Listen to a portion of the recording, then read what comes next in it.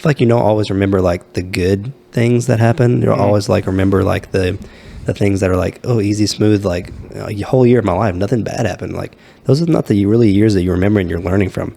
The years that you remember are the tough, hard, painful, hard to get through years. Those are the ones that teach you and learn you. And we're like, why does God always use those? And maybe that's something that he uses for us to change our minds, not just to change our hearts as well, but like, why can't God just use the happy, fun situations in our life instead of the most painful to help us remember, I guess? Because faith is built through testing. Dang, that's good. Yeah. I heard it this morning. I wrote it down immediately.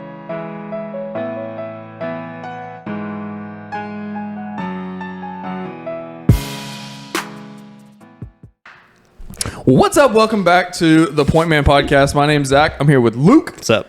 And today we are diving into a tough topic. Yep. The topic we're talking about is how to overcome painful situations. Sure. More so, actually, it's really about how to handle and overcome tough situations, how to comprehend what's going on. What does it mean? Why does God allow tough things to happen to people? And kind of how we walk through those tough situations in life.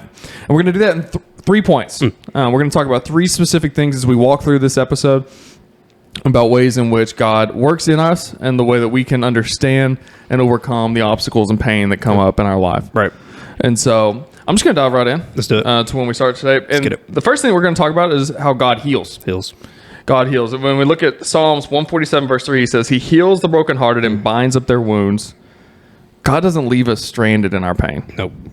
He's constantly working in our life, constantly working to mend and to correct the hardships that we come in contact with. That doesn't mean that we're not going to run into more. No. There's the saying, it's like if you're either coming into a storm, you're in the middle of a storm, or you're coming out of one. Yep. You're always involved in the midst of some kind of trial or tribulation that's going on in your life. It's part of being human, and it's part of living on this earth, this flawed plane of existence. Yeah, for sure. That's devoid of Jesus being here with us at this point in time. Yeah, there's nobody that's out there listening to this that hasn't gone through a tough season in their life or in a tough season right now, or can look back and say that God got me through that situation. Or another way we can say we are most likely going to end up in a tough season in our life. So I think these points that we talk about today are really helpful for the men that are out there and or people that are just watching this in general. Yeah. And when I talk about healing, does God heal literally? Sure. But I mean, we're talking about healing wounds of the spirit, of emotions, of family, of all of these types of situations we go into our life. God's working through them to heal and to bring us out of these situations, to bind the brokenhearted, to bind up their wounds, to make us whole in tough spots. This is something to think about, especially when you find yourself in the middle of a deep storm. So tragedy strikes. You have 2 decisions. You can either to lean into your faith. You can lean into God taking care and God working in these situations to bring you out of it. Or you can turn your back and you're on your own. We talked about it. We had a semester. You can actually go back and check it out in an earlier video about Jonah. And Jonah has options here. But when you find, in the story of Jonah, he's on this ship and he's out on his own. He's run from God. He finds himself in this storm and he has an option. He can either do as God wishes, essentially, go overboard, end up in, or he can continue to go off into this void on his own. And to find himself without that help, without that healing power, without that intervention from God, to move in his life, but Jonah has to do what God has asked him to do. Yeah. And so I've been in that same situation that Jonah's in. Like we've talked about on the podcast before, I was deployed 2016, and that was the moment. It's probably like one of the toughest and most painful things that I've been through. It's kind of a weird mindset to put yourself in. You land somewhere like a normal plane. You land into this place, and then all of a sudden there's these people outside of the walls who are shooting mortars at you. And it's like a weird thing that like people want to hurt you. And you're like, when you live in America, live in a nice house like we live in, and like the neighborhood that we live in, that's not a thing. And then all of a sudden you get into that shift where people are like, these people are trying to kill me. Yeah. You know what I'm saying? They They're want you shooting gone. orders over the thing. So I feel like it's a situation in my life where I had to really lean into God exactly how Jonah did, and was like, I got to get out of this situation, and the only way I'm going to get out of this is with God's help. And I know that's one of the things that people probably out there are like, how do I get through this painful situation? And the only way that I got through that was leaning into God. That was it. And like exactly like it says in the verse that you just brought up, Psalms 147:3, he heals the brokenhearted and binds up their wounds. God doesn't leave us stranded in our pain. He didn't leave me stranded. And I know he's not going to leave you stranded because it says it in our word. Yeah. Yeah. Oh, that leave you stranded in his pain. Yes. He doesn't leave us stranded in his pain. Right. And when we talk about Jonah, when we're looking at that story, he's running from God's will in the first place. So this doesn't just apply to the believer. It also applies to the person who needs to come to faith and needs to come to understanding and have that relationship with God. Because Jonah believes, he understands, he's a prophet, he speaks on behalf of God to the people of the time, but he doesn't want to do what God has asked him to do. He's scared that God will forgive the Ninevites for all of the pain and the destruction and everything that they've caused in all these people's lives, the storms and the pain that they've created. He's afraid that God doesn't want God to forgive them for that. He knows he's going to forgive them for that. He knows because he speaks for God and to the people during that period of time. But he goes on the run anyway, and then his course is redirected, and his course is brought back, and God does forgive them. Jonah has a problem with it. That's a whole nother story. Go back and check out the series when we talked about it. But I was thinking, you think Jonah in his life, he really felt like whenever Jesus says in the New Testament where he says, I will leave the 99 to go after the one. I feel like Jonah in that situation where he felt extremely alone and he knew God was chasing after him in that moment. And I feel like there's a lot of times in your life where you're like, I'm out there by myself and everybody else, the 99 other people are out there and God's got them. Why didn't he come have me in this situation? I'm just feeling down and low in the bottom of this well. And I feel terrible, like a literal well, not a well. I guess you could be both. You could be trapped in the bottom of a well in the ground, I guess, too. But yeah, I feel like Jonah had that same thing where Jesus says, I'm going to come out, I'm going to get Jonah, and I'm going to leave the 99 to come find the one. So I feel like there's a lot of times we can think about that in our lives as well. Is like, even if our lowest points in our life, Jesus will come and find us and rescue us. Yeah. It's the story of Jonah is interesting on that aspect because it's almost like God's he doesn't need Jonah for this because God can do what he wants, but it's almost like he says, like, no, you're going to do what I need you to do here. Right. You're going to go to the Ninevites. Those people are hurting. They don't know they're hurting, but they're hurting and they need this help. And you're going to come and you're going to fulfill that for me. Yeah, sure. And to handle that. The second thing that God does is God provides. If we look at Philippians 4:19, it says, and my God will meet all your needs according to the riches of his glory in Christ Jesus. He'll meet your needs. He's not, we just pointed out, he's not going to leave you stranded. He's going to heal. He's also going to provide. There's this misnomer that God won't give you more than you can handle. It's not true. Nope. But it isn't that God is going to leave you with that burden and leave you on your own to overcome it. Through him, all things are possible. Right. And so he's going to give you what it takes to meet your needs, to be able to accomplish the task that he set out for you, or to overcome the painful situation that you may find yourself in. Right.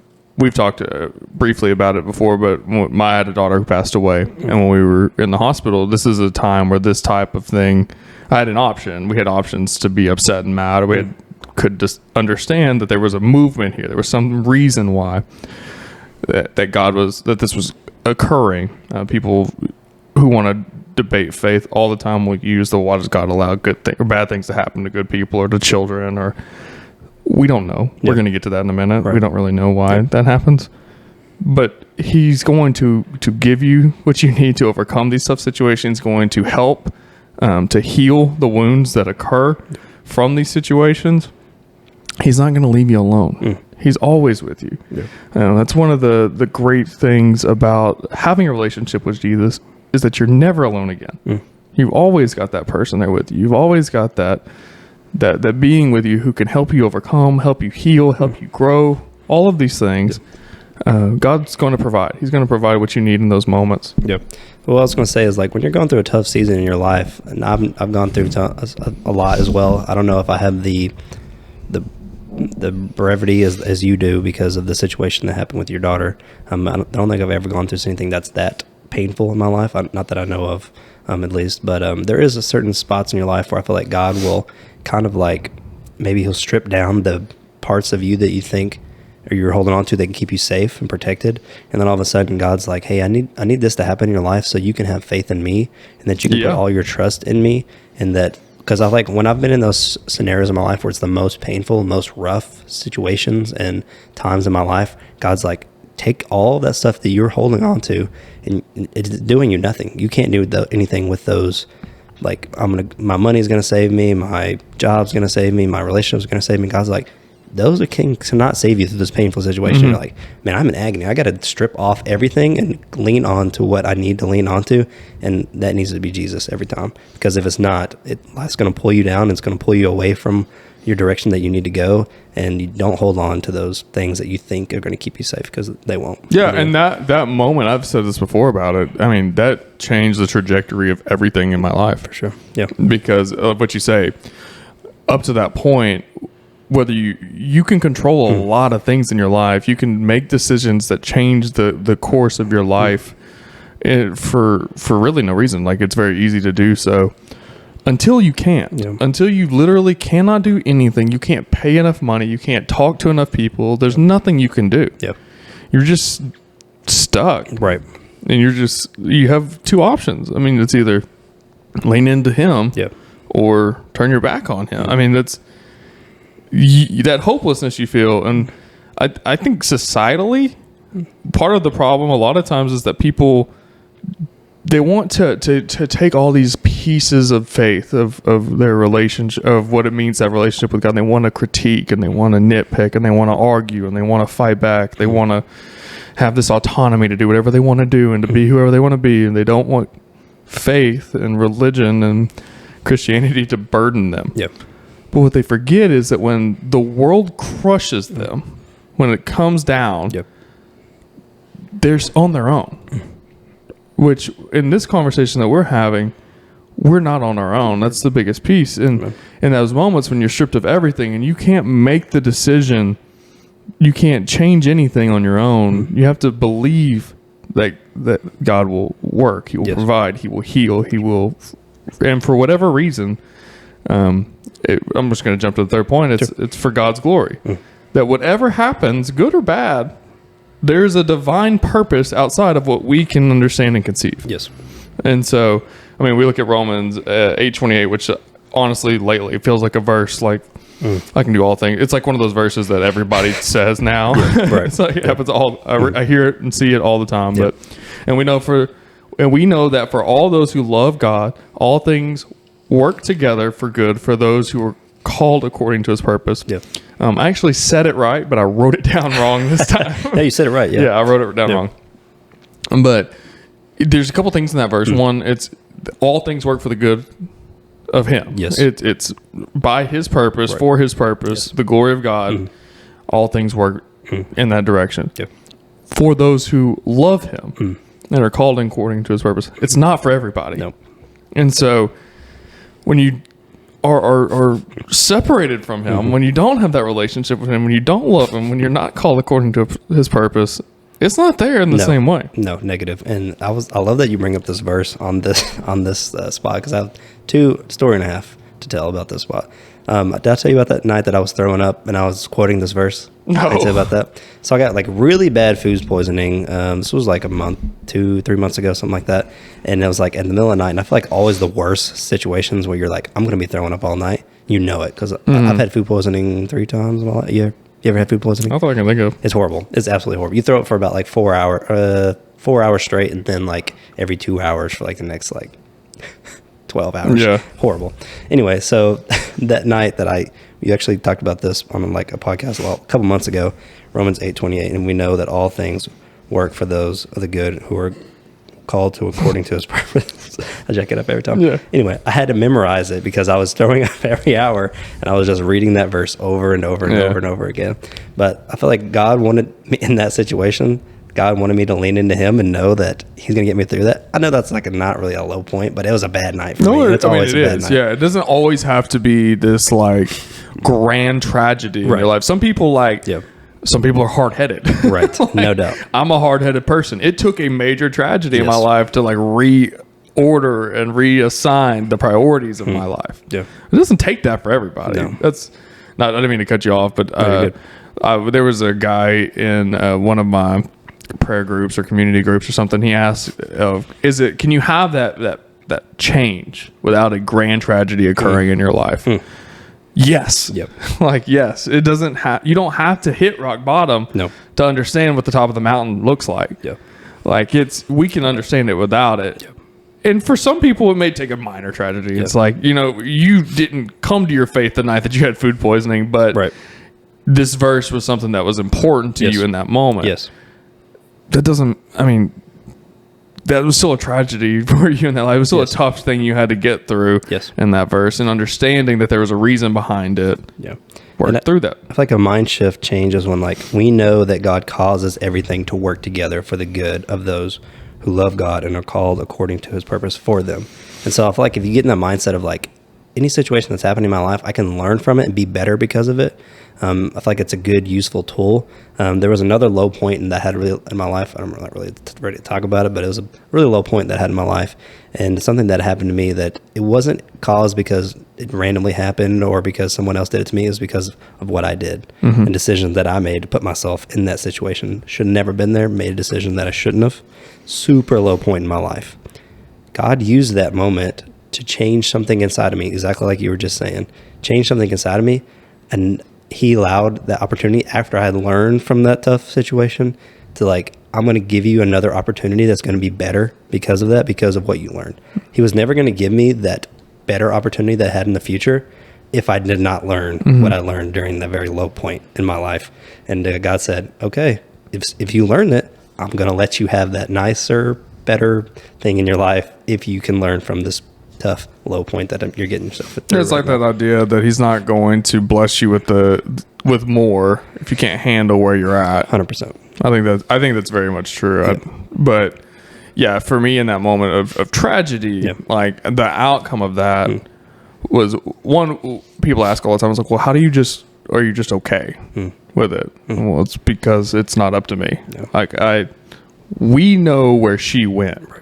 So for us to be sad, we're just selfishly sad. Yeah. Like it sounds crass, but it's like there's no reason to continue to sit and wallow in sadness. Right. Like we were sad, she passed away. Yeah. We're sad, she's no longer with us. We're not actually sad for her. Right. Because we're way worse off than she is at this point.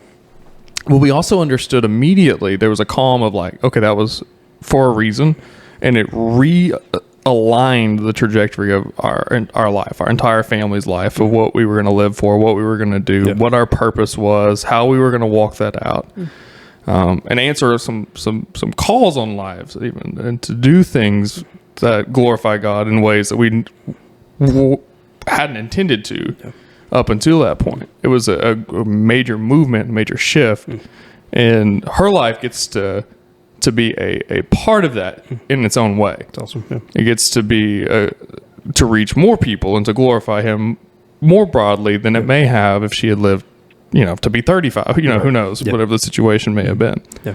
But to have the perspective of like, yes, this is a tough spot. The situation sucks. Yep. This isn't where you want to be. No one wants to deal with this. But to understand that no matter what the hardship feels like now, God he's going to heal it. No matter how depleted, no matter how far away or how whatever mess up you feel, he's going to provide a way back. And then to understand that it's for his glory. Yep. And if you're not a believer, that concept is hard. Yep. Honestly, it's hard to understand that. As a believer, though, we understand that the reason that a lot of the reason that we're here is to glorify him in the first place and to reach more people so that they can. Right. It's a cycle. So to understand that the hardship works for the glory of God, to bring more glory to him makes total sense. Yeah. it is a hard concept to transmit, and a very hard concept for people who, and if someone's listening to this who's not a believer, it's going to sound silly to you. Yeah, oh, for sure. And it's because you're missing that relationship. Yeah. You may feel alone. This is the opportunity and the time where you don't have to be alone any longer. Right. You have the ability to enter a relationship with him, to enter a relationship with Jesus, to accept him as your Lord and Savior, and you're not alone any longer. Right. And you understand this now. Me and my cousin were talking about one night. This is not really related to exactly what you're talking about, but like the trauma of it. We're talking about like why in certain situations in your life where you go through trauma, you always remember that the most. I feel like you don't always remember like the good things that happen. You'll always like remember like the things that are like, oh, easy, smooth, like a whole year of my life, nothing bad happened. Like those are not the really years that you remember and you're learning from. The years that you remember are the tough, hard, painful, hard to get through years. Those are the ones that teach you and learn you. And we're like, why does God always use those? And maybe that's something that he uses for us to change our minds, not just to change our hearts as well, but like, why can't God just use the happy, fun situations in our life instead of the most painful to help us remember, I guess? Because faith is built through testing. Dang, that's good. Yeah. I heard it this morning. I wrote it down immediately. I was like, I don't want to be the guy pulling out his phone, but I was like, I got to put that down somewhere. Oh, that's good. Faith is built through testing. And then disobedience erodes that faith. For sure. And if, so I always bring it back to the military. Shout out like that church. I should try to get away from the military talk on the podcast, but like it's a big part of my life. So I always bring it up, but like, in basic training, when you're getting screamed at and you yelled at and it's tough, you remember, I don't want to get screamed at again and this just sucks. So like, let's fix it. Yeah. Let's be better. I assume that's the reason they try to traumatize you to get you through it, so you could remember not to mess up and get through those situations. I think that's more what we were talking about the other day, where it's like if you can overcome this tough situation, then other things become easier. I think that's probably more why they do that in basic training. Yeah. But I mean, it's, what did I just say? What's the... Faith is built through testing. Testing, yeah. Yeah, because if it's not tested, it's not faith. Yep. If it's understood, if it's just knowledge, it's not a faith-filled situation. Yeah. So, I mean, it's easy to fail that test too whenever you're going through a hard time, because you can. There's lows where you're like, I give up. Yeah. I don't care who's with me. No. I don't care what. But if you can maintain that perspective, if you can understand the position that God has and that he should have in your life, that faith is tested. And just like whenever they would make a sword to make it strong, they would heat it up, beat it, heat it up, beat it, heat it up, beat it over and over again to make the metal stronger. And that's like your faith. It's like, okay, the storm beat it up, but it survived. It's stronger. And the more the situation gets tough, the harder the storm you're going through, the stronger that steel comes out the other side. Yeah. And I like the spot where you're talking about, like, we wouldn't be where we are today if not for those situations we're going through in our lives. There's no way we'd be where we are and going through the faith that we have if we hadn't gone through the tough spots and the hard to overcome. And the only way you can look back and say, God got me through those situations, going to get me through the future ones as well. And sucks in the moment. And on the point about remembering things, I think there's a line. So like, I think you can remember like the painful things, but there's pain you just block out too. Like it gets so bad that like you don't even compute anymore, which is also it's unhealthy in its own right. Right. But yeah, I think it's because those storms are what's testing you and it's what's growing you. The good times, like, oh, I enjoyed going to the skiing with my family, like, or well, I won that football game. That was a lot of fun. We won. But you don't remember. I remember losing way more than I remember winning. Yep. For sure. Like, well, I couldn't even. I don't have any. We didn't win ever in my football team. So mine was all losing. I think we won one time every year, usually, sometimes none. So that sucks. Yep. I honestly don't remember.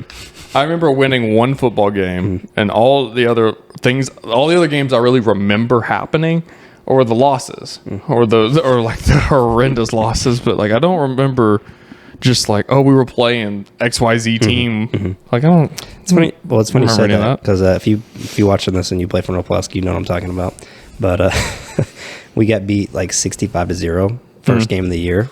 I feel like that was bad. If you ever get beat 65-0 in football, like, well, this is not going to be a fun year. Yeah. 'Cause we're not going to win any games, and we didn't win any games. But yeah, you learn a lot from that first game because like it's painful and it hurt, and it's your pride is just mushed down into the dirt. But you got to pick yourself back up and keep going. Yeah, it's part of sport. I think it's why sports are valuable at times because it's like you do learn some of those life lessons in that way.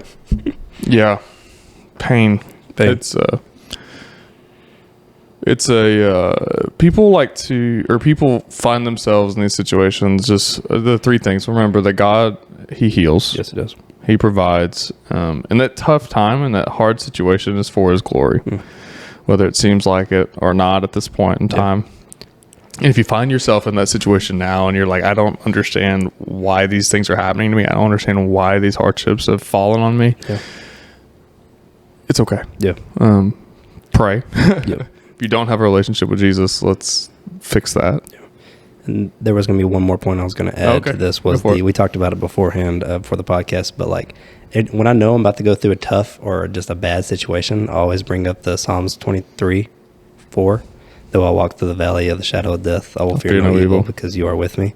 And thy rod and thy staff comfort me. Yes. And I feel like if you quote that as you're thinking about it and about to go through it, God's going to help you. Like He literally will be your shepherd. He's going to hang out with you and protect you. And I feel like every time that I'm like, oh, this is going to be bad. All right, let me just think in my head, Psalms 23.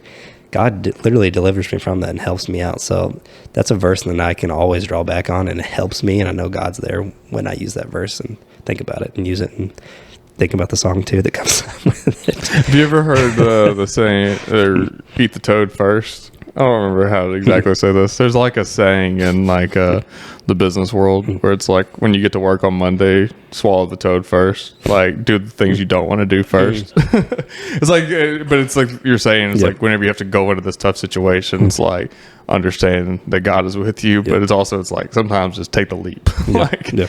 Just step off and let's handle the painful situations. Let's work through that. To the glory on the other side. He'll be with you. Yes. Don't be scared to take the leap. Yep. Just step off and get after it. Yep. If you're going through the dark valley, just know God's with you. That's it. Cool. That's fun. Make sure you like and subscribe on YouTube, iTunes, Spotify, all the places where there is podcasts. Until next time, Zach and Luke here, and we are out. See ya.